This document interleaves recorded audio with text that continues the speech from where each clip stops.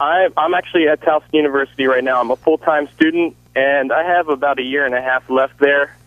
Okay. So this election will probably directly affect me, and if it doesn't directly affect me, I have a younger brother who is soon to join the ranks of college. Who said, Liam, you better speak up for me. Here's Governor Ehrlich. Well, Liam, first of all, you got one of the best deals in the country. You go to a terrific university for about $7,000 to $8,000 a year. Are you in-state tuition? Are you a Marylander?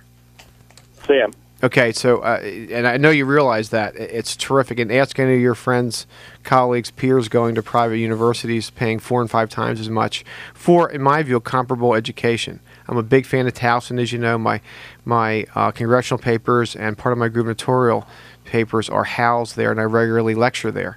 To answer your question, particularly community colleges have been really hurt in the state of Maryland. Over the last couple of years. Tuition fees and all that have gone up dramatically. Now, concerning the university system, we had the freeze mine last year, and Governor O'Malley had the freeze his first 3 years. It's artificial and in the short term sounds good and certainly helps, but over the long term hurts the university system because there are Maryland kids unable to go to a Towson, and Towson, as you know, is a chosen part of our system to grow. Because of that freeze, and that has been been very clear from the debate in Annapolis and from the higher education community. Now, your point's well taken. I'm a scholarship kid. We doubled scholarship dollars during my administration for kids who need it. So I'm cognizant of it. I think tuition should probably, in a small rate at least, increase in order to keep up at least with the rate of inflation so that the schools can continue to deliver their goods and services to our kids at a reasonable rate.